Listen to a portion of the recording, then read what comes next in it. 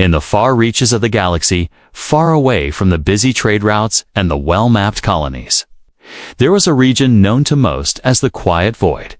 It was a place where few ships traveled, a place avoided by even the most daring explorers. And yet on that day, a massive alien fleet emerged from hyperspace into this silent stretch of space. These were the Zelvians, a warlike and confident species known for their advanced ships and their aggressive expansion.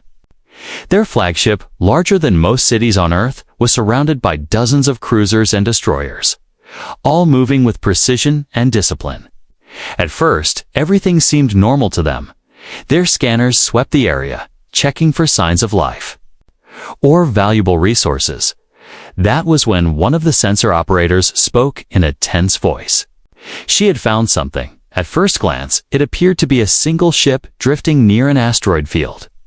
Its hull was scarred and burned in several places, patches of dark metal showing through where paint had once been. The Zelvians assumed it was some damaged freighter, or perhaps an old war relic left to rust. Commander Therix, a tall and imposing figure with pale blue skin and dark ridges along his head, leaned over the display. He had seen hundreds of abandoned ships in his lifetime. He ordered a deep scan, expecting to confirm it was nothing worth their attention. But when the readings came back, the bridge fell silent. The ship's power output was far too high for something drifting aimlessly. The weapon signatures were strange layered, hidden, and far more powerful than anything in their database. Even their most recent intelligence on human ships showed nothing like this. The aliens had fought humans before, and while they respected them as resourceful fighters, they still saw them as a younger race in galactic terms. Yet this ship didn't match any human vessel they knew. It was larger, heavier, and somehow darker. The scan data itself began to distort, numbers jumping wildly as if the sensors were being jammed or tricked. The crew whispered to each other, unsure if the readings were real or some kind of malfunction. Meanwhile, aboard the human ship, the mood was very different. The bridge was dimly lit, with only the soft glow of control panels lighting the faces of its crew. Captain Daniel sat in the command chair, calm and still, watching the flickering holographic displays in front of Core. He was a man who had seen too many battles to be easily shaken. To his right, his tactical officer, Maria Vega, kept her eyes fixed on the incoming alien fleet's positions. Her fingers hovered over the controls, ready for whatever the captain might order. Daniel knew the Zelvians were scanning them. He could almost imagine the confusion on their faces as they tried to understand what they were looking at. This was no ordinary human warship. It had been built in secrecy, armed with technology most of the galaxy didn't even know humans possessed. It carried weapons designed not just to destroy, but to terrify. Back on the Zelvian flagship, the discussion grew heated. First Officer Lyra Keth, a sharp-minded strategist, leaned toward Therix and suggested caution. She pointed out the unusual readings, the possible danger, but Therix dismissed her concerns. He saw the damaged hull and assumed the humans were bluffing, a trick to make themselves look more dangerous than they were. Still, the longer they watched, the more unsettled the Zelvian crew became. The human ship wasn't moving, but it didn't feel passive. It was as if it was watching them back, calculating, waiting. The asteroid field around it was oddly dense, the rocks drifting in patterns that almost seemed intentional. One sensor officer even claimed she saw faint energy distortions between the asteroids. But her readings vanished before she could record them in the human ship's engineering bay. Kyle Brooks, the chief engineer, made small adjustments to the ship's systems. He grinned to himself as he watched the alien fleet's position on his display. The ship was quiet now, but it wouldn't stay that way for long. The humans had learned long ago that when an enemy underestimates you, that's when you strike.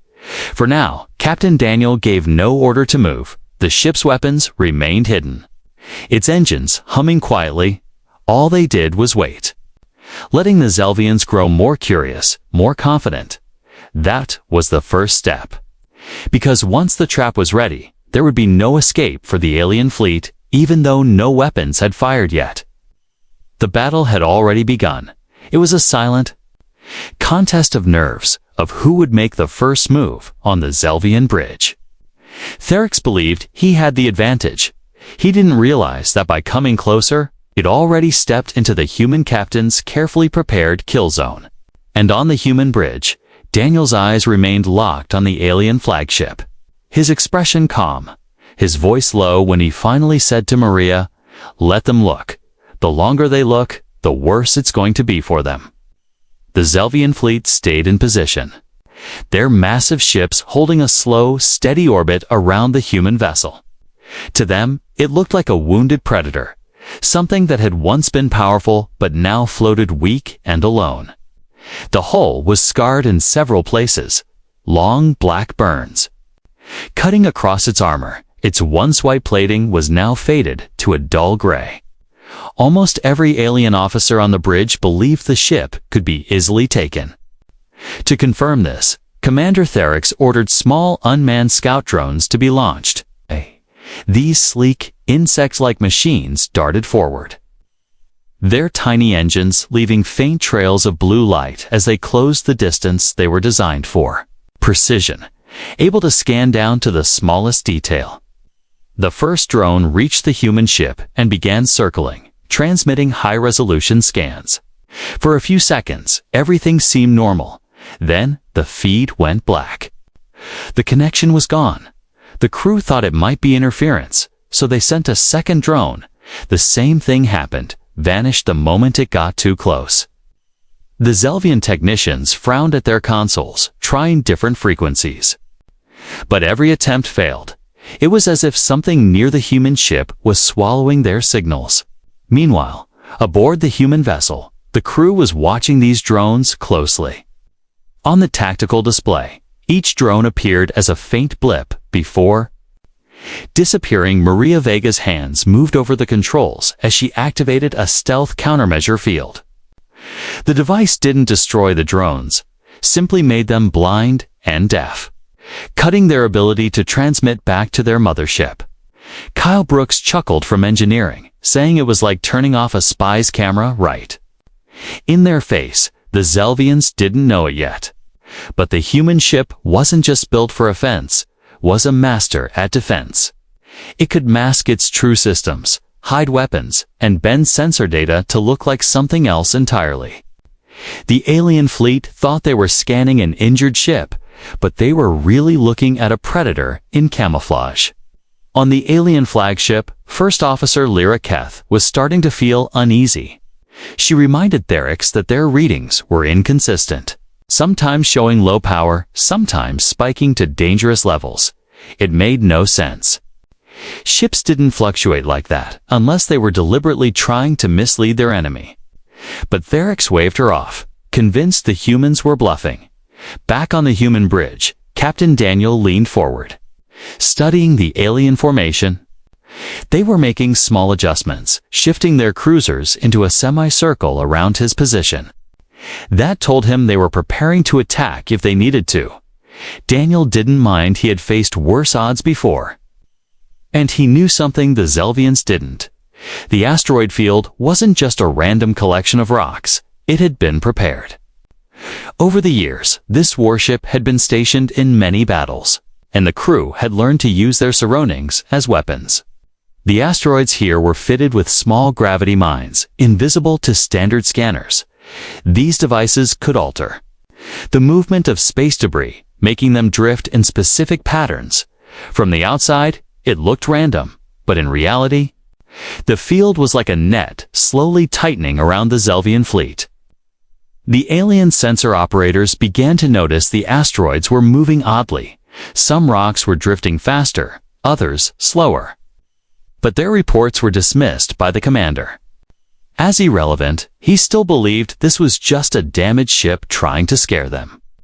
Maria Vega kept her voice calm as she spoke to Daniel. "They're closing the trap on themselves," she said. Daniel gave a small nod. His plan wasn't to attack yet. He wanted the Zelvians to feel comfortable, to believe they were in control. Only then would he strike. The alien fleet tried again to hail the human ship, sending encrypted messages in multiple languages. But the only response they received was static. The silence was unsettling. Most ships, even hostile ones, would at least threaten or negotiate. This quiet felt like a warning in itself. Inside engineering, Kyle Brooks monitored the ship's core systems. Energy was building slowly, like a storm forming on the horizon. The weapons remained offline to avoid alerting the aliens too soon. But every system was ready to come alive at a moment's notice. The crew knew their captain's style. He preferred to let the enemy make the first obvious move, because then no one could claim the humans had started the fight. The tension between the two sides grew with every passing minute. The Zelvians thought they were studying a crippled opponent, but in truth, the humans were studying them. Every ship's position, every formation change, every engine burn was being recorded and analyzed in the darkened bridge of the human warship. Daniel finally spoke after a long silence. "They think they're hunting us," he said softly. "But they don't realize they've already stepped into our jaws." His crew understood what that meant. And a quiet, almost dangerous smile spread across Maria Vega's face. The game was set. And soon the aliens would discover the nightmare they had wandered into while the Zelvians argued among themselves about what to do next. Something began to change on the human warship. It was subtle at first, a faint hum through the void. A flicker of light along the ship's hull, but the alien scanners caught it. The power readings began to rise, slow and steady, like the heartbeat of a giant waking from sleep. The ship's dormant systems were coming online one by one. Weapon ports hidden within the armored hull sliding open in silence. On the Zelvian flagship, a sensor officer called out the sudden spike in energy. Her voice had a hint of fear in it. She had never seen such readings from a single vessel before. Commander Therex narrowed his eyes and told her to keep scanning, but his fingers tapped nervously against the armrest of his command chair. This was not what he had expected from a supposedly crippled ship. The humans still made no move to answer. Their hails, every message sent from the Zelvians, was met with the same wall of static. It wasn't the kind of interference you got from natural space phenomena. It was deliberate, designed to frustrate and unnerve. Lyra Keth, the first officer, leaned toward Therex and spoke in a low voice. "We should fall back. Something is wrong here." But Therex shook his head, still unwilling to retreat from what he thought was a damaged opponent aboard the human ship. Captain Daniel stood calmly in the center of the bridge. His eyes moved between the displays showing the alien fleet's position. He could see the Zelvians tightening their formation, trying to contain him. They didn't realize they were already being hurted themselves. Maria Vega gave him a small nod. The trap was almost ready. The asteroid field around them had been moving slowly for the past hour, guided by the gravity mines hidden within. It wasn't something the naked eye could easily notice, but the pattern was clear on the human tactical maps. The field had been reshaped into a loose ring around the alien fleet. Every exit vector was narrowing, every safe escape route disappearing one by one. In engineering, Kyle Brooks watched the readings from the mines and adjusted their pull slightly, making sure the asteroids drifted exactly where he wanted them. If the Zelvians tried to make a sudden retreat, they'd find themselves in a deadly obstacle course of fast-moving rocks and unstable gravity wells. To an unprepared pilot, it would be like trying to fly through a collapsing canyon. The moment came when Daniel gave a quiet order: activate the net. At once, the gravity mines increased their output. The asteroids began to shift more noticeably now, their movement no longer gentle but purposeful on the Zelvian flagship. Alarms went off as their navigation computers detected the sudden change. They tried to calculate safe paths out, but every simulation ended the same way: collision, destruction, or both. Still, Therix refused to panic. He ordered his fleet to spread out and test the limits of the asteroid field. Several cruisers moved toward the edges, but within minutes they were forced to turn back. Reporting dangerously unstable space ahead, the commander's frustration grew. His plan to surround the human ship was falling apart. Meanwhile, Daniel stood with his hands clasped behind his back, watching everything unfold exactly as he had planned. He didn't fire a single shot, yet already the enemy was trapped. The beauty of this strategy was that it made the Zelvians feel as though they were still in control, right up until they realized there was no way out. On the alien bridge, tension mounted. Officers spoke quickly in their own language, suggesting that perhaps the humans were deliberately luring them into a kill zone. The theory made sense, but no one wanted to be the one to suggest retreat. Retreat meant weakness, and weakness was unacceptable in the eyes of the Zelvian High Command. Maria Vega leaned closer to Daniel and whispered, "They're moving slower now. They know something's wrong. They just don't know what." Daniel allowed himself a small smile. "Good," he said. "Let them think. The longer they think, the deeper they sink." Then came the final adjustment. Kyle Brooks sent a coded signal through the ship's systems, and in response, several small, almost invisible devices drifted away from the human warship. They were like seeds falling into water, silent and unremarkable to the naked eye. But each one carried a high-powered energy signature. They activated in perfect sync, creating an invisible web of interference. From that moment, the Zelvian fleet's long-range targeting systems began to glitch and fail. Now the Zelvians were not only trapped by the asteroid field, but also blind beyond a certain range. They could still see the human ship, but only in fragments, as if it were fading in and out of reality. This was the moment Daniel had been waiting for. His enemy was contained, confused, and on edge. Every advantage was his. The bridge of the human warship was silent, except for the soft beeps of the control panels. Daniel glanced at his crew, reading the anticipation in their faces. They all knew what was coming next. Soon, the first strike would fall, and the Zelvians would finally understand the nightmare they had walked into. Without warning, the silence of space was broken by a blinding flash from the human warship's forward battery. The shot was so fast that most of the Zelvian fleet didn't even realize what had happened until one of their frigates simply vanished from the tactical map. A heartbeat later, the explosion's light reached them, a burst of fire and debris scattering into the void where the ship had been. Its shields had never even activated. On the Zelvian flagship, chaos erupted. Officers shouted over each other, trying to understand what kind of weapon could destroy a warship in a single silent hit. Commander Therix barked orders to return fire, and dozens of alien ships unleashed their weapons at once.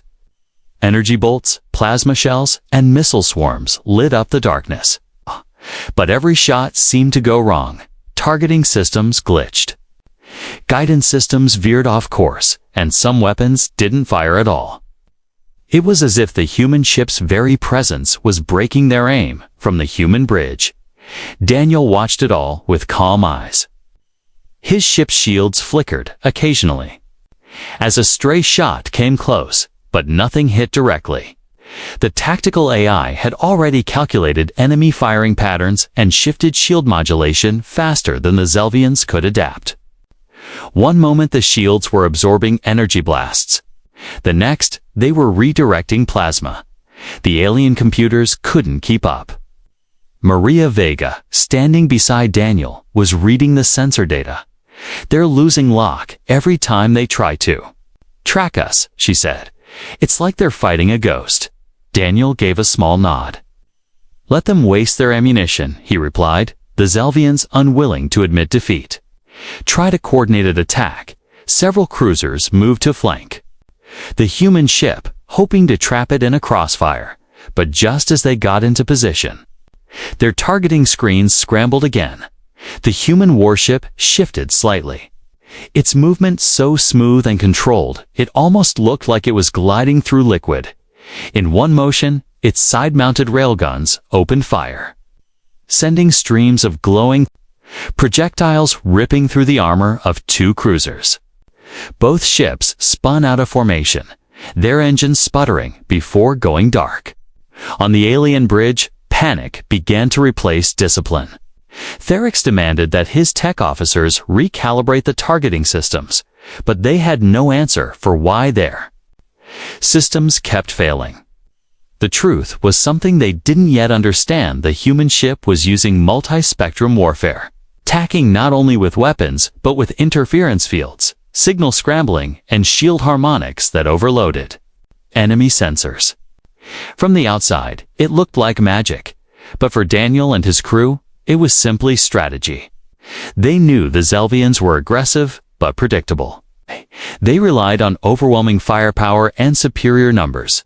The human warship was designed to turn that strength into weakness, forcing the enemy to fight in confusion while the humans struck with precision. In the tactical bay, Kyle Brooks grinned as he monitored the railgun's heat levels. "They can't even figure out where we're aiming from," he said over the comms. "By the time they see the shots, they're already dead." Maria smirked. "Let's keep it that way." The next strike came without warning. The human ship's forward cannons fired in a staggered pattern. Each shot aimed at a different target. 3 Zelvian destroyers exploded within seconds. Their shields bypassed entirely. The rest of the fleet began to pull back instinctively, realizing that staying too close meant certain death. But Daniel wasn't going to let them retreat so easily. "Advance," he ordered. The human ship surged forward, cutting through the debris of destroyed vessels like a shark moving through a cloud of blood. Each movement was deliberate. Each attack planned to force the Zelvians deeper into the asteroid field. For the Zelvians, it was a nightmare every time. They tried to regroup. Another ship was taken out. Every attempt to flank or corner the human vessel ended with their systems failing at the worst possible moment. Theryx's confidence was beginning to crack. He had entered this battle expecting an easy victory. But now, he could see the truth. This wasn't a crippled human relic. This was a weapon built for war, one far beyond anything his people had. Imagined on the human bridge, the crew remained focused. There was no cheering, no celebration, only the steady rhythm of professionals doing their work. The plan wasn't to destroy all the Zelvians, yet it was to break their will. Daniel wanted them to understand that no matter what they tried, they could not win. And as another Zelvian cruiser vanished in a silent explosion, that understanding was beginning to take hold. The aliens were starting to realize they weren't just fighting a ship, they were fighting something they couldn't even begin to comprehend. Commander Theryx was running out of options. The human ship had already taken out multiple vessels, and now the Zelvian fleet's formation was broken. Desperation crept into his voice as he gave the order to bring their capital ship's main cannon online. This weapon was the pride of the Zelvian Navy, a massive, city-sized gun that could tear apart even the strongest enemy warship in one hit. The crew rushed to power it up, their fingers moving quickly across glowing control panels. They believed that one well-placed shot would finally end this battle. On the human warship, Daniel and his crew saw the change immediately. The alien flagship's energy readings spiked sharply, even visible on the holographic displays without needing magnification. Maria Vega's eyes narrowed. "They're charging their big gun," she said. Daniel didn't even flinch. "Good," he replied quietly, as if he had been waiting for this exact moment. The Zelvian main cannon began to hum, its massive power coils glowing bright blue. Energy built up in the weapons core, crackling and sparking as it reached firing capacity all around the flagship. Smaller ships pulled back to give it space. Theryx leaned forward in his command chair, his eyes fixed on the human vessel, target their engines," he ordered. "End this." Just as the alien cannon reached full charge, the human warship released a deep, resonating pulse. It wasn't a visible weapon, no beam, no explosion, just a single low-frequency wave that rolled silently through the void. But the effect was instant. Across the Zelvian fleet, alarms blared, consoles went dark, lights flickered, and entire systems shut down in a heartbeat. Half of their ships lost power completely, their engines and life support failing at the same time. The flagship's mighty cannon fizzled out before it could fire, the glow around it fading to nothing. Panic broke out on the alien bridge. Engineers scrambled to restart systems, but nothing worked. The crews didn't understand what had happened. This wasn't just an EMP blast, it was something far more advanced. It bypassed their shields, their armor, even their redundant systems. It attacked the very heart of their technology. On the human ship, Maria watched the effect unfold on the tactical map. "That's half their fleet gone dark," she said, her voice low. Even she had seen the pulse only a few times before. And it always left her with a strange, uneasy feeling. Kyle Brooks grinned through the "comes from engineering, still works." "Like a charm," he said. The weapon responsible was something whispered about in rumors across the galaxy, a phased singularity generator. Most species believed it was a myth, a theoretical device that could manipulate spacetime in a way that disrupted technology at its most fundamental level. But the humans had built one, and it was mounted right inside Daniel's ship. The generator's pulse didn't just disable machines, it reached into them, twisting the rules of physics for a fraction of a second, making circuits misfire, processors stall, and power grids collapse to the victims. It felt like reality itself had skipped a beat, leaving them helpless. "Commander?" Therix gripped the arms of his chair, rage boiling inside him. "What did they do to us?" he demanded, but no one had an answer. His once proud fleet now floated like broken debris. And the human ship hadn't even fired a single shot during the attack. Daniel, standing on his own bridge, studied the crippled alien ships. "They'll remember this," he said calmly. "Every single one of them." The tactic was deliberate: leave survivors so the story would spread. The galaxy needed to know that humans had a weapon no one could counter. But there was also a darker truth. Daniel and his crew knew the phased singularity generator came with a cost. It was dangerous, even for those who used it. Prolonged activation could damage their own systems or even tear open unstable rifts in space. That's why it was used sparingly. Only in moments where it could break an enemy's spirit completely. The silence after the pulse was eerie. Ships that had once been bright with power now drifted quietly. Their engines dead, their lights out. The only movement came from a few alien vessels still functioning, but even they hesitated to approach. Their courage had been drained away. On the human bridge, Maria glanced at Daniel. "What now?" she asked. Daniel's eyes stayed fixed on the alien flagship. "Now," he said, "we finish this on our terms." His voice was steady, but his crew could feel the weight behind the words. They were no longer just defending themselves. They were sending a message to every corner of the galaxy. The Zelvian fleet had come to scan a human warship, expecting an easy victory. Instead, they had stumbled into a nightmare they could neither fight nor escape. And for those still alive, the horror was only just beginning. The moment the pulse faded, the battlefield felt different. Half the Zelvian fleet floated helplessly. There, ships dead in space, dark shapes drifting among the asteroids. The rest of the fleet, those still with power, began to scatter in panic. Their once tight formation was gone, replaced with confusion and fear. On the human bridge, Daniel gave a simple order: advance. His voice was calm, but the effect was immediate. The human warship surged forward, engines flaring as it closed the distance to the nearest group of enemy ships. It moved like a predator through the dark. weaving between drifting wrecks and crippled vessels. As the ship advanced, its weapons came alive, hull-mounted plasma. Lances extended from their ports, glowing with a deadly blue light with precise timing. They fired thin beams that sliced through Zelvian cruisers as if their armor were paper. Each shot was surgical, hitting weak points in the enemy's structure, so the ships broke apart silently, debris tumbling away into the void. The surviving alien captains tried to respond, but they quickly discovered another problem there, faster than light. Drives refused to engage. They attempted to make emergency jumps out of the battle, but their navigation systems returned error after error.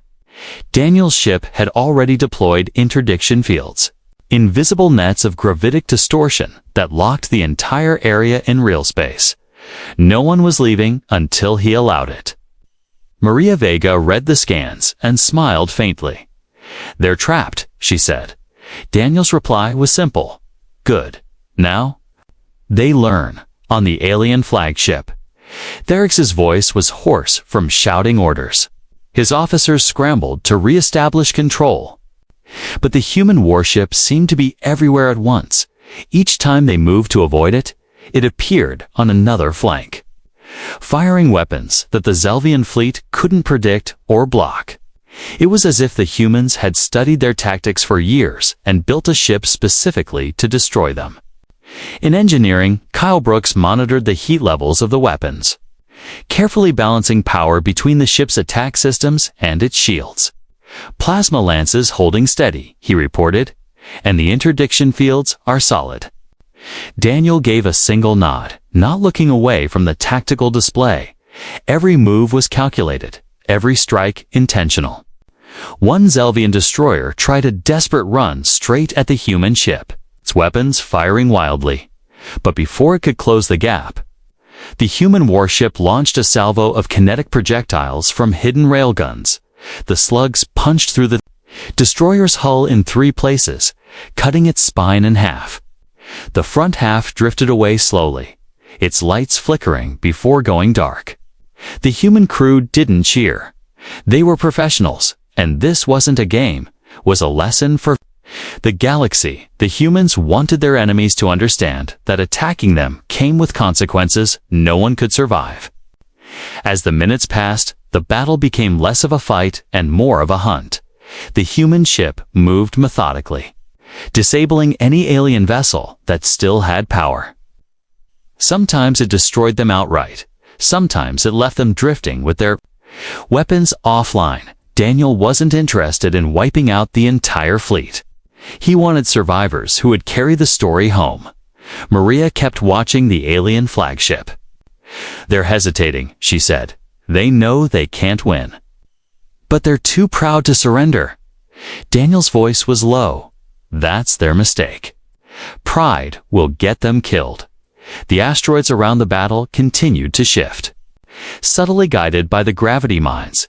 This made the space even more dangerous for the Zelvians, forcing them to maneuver carefully. Every slow turn gave the human ship more opportunities to strike, and every minute they stayed in this battlefield was another minute they couldn't escape. On the Zelvian flagship, Therix finally began to see the full picture. The humans had trapped them from the moment they arrived. The asteroid field, the sensor interference, the interdiction fields, it had all been planned. They hadn't stumbled upon a damaged human vessel. They had walked willingly into a hunter's cage. Daniel's crew moved with precision, relaying targeting data and updating enemy positions. Every order was followed instantly, every maneuver executed without hesitation. It was this unity that made the human warship even more dangerous than its weapons. The Zelvians fought as individuals, humans fought as one. Soon, the Zelvian fleet was in ruins. Ships that had once been symbols of power now floated powerless or lay shattered into drifting fragments. The few that still had working engines were boxed in, unable to flee. Their communications channels were filled with overlapping distress calls. Daniel stood quietly in the center of his bridge, watching the chaos unfold. He didn't need to raise his voice. His presence alone kept the crew focused. "We've made our point," he said finally. And there was no mistaking the meaning. The Zelvians had been broken. What remained now was the choice to let them all die here, or leave enough alive to tell the galaxy what had happened. Daniel already knew his decision, but before that moment came, he would show them one final strike, something that would burn itself into their memory forever, on the alien flagship. Commander Therex sat in silence for the first time since the battle began. His crew avoided meeting his eyes, the bridge filled with the low hum of failing systems and the faint crackle of static from damaged consoles. He could see the human warship moving slowly across the battlefield, gliding between drifting wrecks like a predator searching for its next target. Every surviving Zelvian captain knew the truth. Now there was no escaping this trap. Therex opened a private channel to the human ship. His voice was strained but controlled. "Human vessel, we wish to negotiate." There was a pause, and for a moment he thought they might ignore him entirely. Then the line went dead without a single word. He tried again, this time sending an official surrender code recognized by most galactic powers. Still no answer. The silence was worse than an insult. It felt like the humans didn't even consider them worth responding to. On the human bridge, Daniel heard the transmission, but said nothing. He had no interest in negotiations yet. The lesson wasn't finished. Maria Vega glanced at him. "They're trying to surrender," she said softly. Daniel's eyes stayed fixed on the enemy flagship. "Not yet," he replied. His voice was, but there was steel underneath. Then, without warning, the human ship's forward battery fired a single shot. It wasn't the blinding spread of destruction from before. It was precise, deliberate, and aimed directly at the Zelvian flagship. The round traveled so fast it seemed to blink across the void, and when it struck, the flagship split cleanly in two. The explosion was almost beautiful in its silence, a bloom of fire and debris expanding outward before fading into the darkness. The shock on the remaining Zelvian ships was instant. Their comm channels were filled with panicked voices, some begging for orders, others already shutting down weapons and turning off engines. The death of the flagship had ripped the heart out of their command structure. Without Therex, there was no one to rally them, no one to make them believe survival was possible. Daniel finally gave his crew new orders. "Leave one corridor open," he said. On the tactical display, Maria marked a narrow path out of the asteroid field. It was the only safe route that wouldn't lead the survivors straight into another deadly trap. The decision wasn't about mercy, it was strategy. If the Zelvians went home alive, they would spread the story of what had happened here, and fear would do the rest on the surviving alien ships. Captains hesitated only a moment before taking the chance. Engines flared weakly as they turned toward the gap. Some ships were barely holding together, their hulls scarred and leaking atmosphere. But they moved as quickly as their damaged systems. Aloud, every one of them knew that if the humans changed their mind, they would be destroyed before they reached safety in engineering. Kyle Brooks watched the escape unfold on his monitor. "We could take them all right now," he said over the comms. Daniel's reply was simple. "That's not the mission. Let them go." The human warship didn't pursue. It simply hovered in the debris field, its weapons still powered, its shields still active.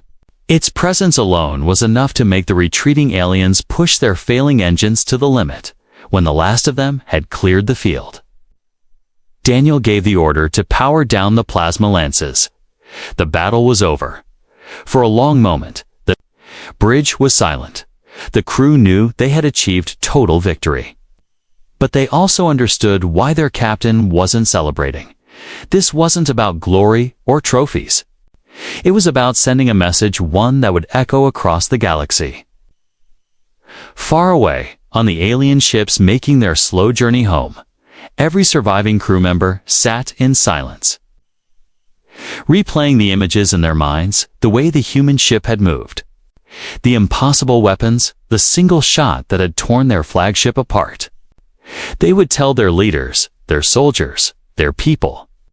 And those people would tell others soon. The story would spread until no one in the galaxy dared to underestimate a human warship again. And back on the human bridge, Daniel finally sat down, his voice low but certain as he said, "They'll remember this day for the rest of their lives." Maria nodded, "And so will the galaxy." The surviving Zelvian ships drifted away from the asteroid field, their engines barely holding. Together, many of them were running on emergency power. Their lights dim, their hulls blackened by battle scars. Some ships were so damaged that sections of their armor had peeled away. Revealing the skeletal frames beneath, inside, crews worked frantically just to keep life support online. Every captain knew that if the human ship changed its mind, they wouldn't survive another attack. But the human warship didn't move to chase them. It simply remained in the debris field, watching. Its hull glinted faintly in the starlight, weapons still armed, but silent. It was like a predator allowing wounded prey to limp away, not out of mercy, but to ensure they carried the memory of the hunt on the alien ships. The silence was heavy. No one celebrated their survival. There was no relief. Only the cold understanding that they had faced something far beyond their ability to defeat. They spoke quietly among themselves, using words like ghost, monster, and machine of nightmares to describe the human vessel. Even the most experienced veterans admitted they had never seen such precision, such control, or such terrifying power as the last of the Zelvian survivors cleared the edge of the asteroid field. The human warship turned slowly, its engines burned bright for a moment before it began moving away from the battlefield. The path it took led into deep space, away from any major trade route or populated system. It was disappearing back into the shadows it had come from, leaving only wreckage and fear behind. On the bridge, Captain Daniel sat in his chair, its expression unreadable. Maria Vega stood beside him.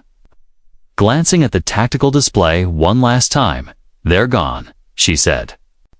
Daniel nodded slowly. "Good. Now they'll talk." His voice was calm, almost detached, because to him, though it was never about just winning, it was about making sure no one would want to fight them again. In the communications bay, an officer prepared a transmission. Daniel dictated it himself. His words were simple, direct, and without any hint of emotion. "Do not scan us. Do not follow us. Do not provoke us." The message was sent in multiple languages and on multiple open channels, ensuring it would spread across the galaxy in hours. It wasn't a threat, it was a statement of fact. The crew didn't need to discuss what came next, they all knew. The ship would return to its hidden patrol routes, slipping between star systems. Always ready, but never revealing its true location. They also knew that after today, fewer enemies would risk crossing into human territory. The lesson had been given, and the galaxy would remember it. Meanwhile, aboard the limping Zelvian survivors, the mood was grim. Commanders were already sending reports to their high command, and every one of those reports contained the same warning: engaging a human warship is suicide. Some added more detail, describing how the humans had used the asteroid field as a trap, how their weapons struck with perfect accuracy, how their systems could shut down entire fleets with a single pulse. By the time the first survivor reached Zelvian space, the story had already begun to spread. It traveled through encrypted military channels, then into merchant gossip, then into the wider public, and with each retelling, the human ship grew more terrifying. Some claimed it could cloak itself completely. Others swore it could move faster than light without leaving a trace.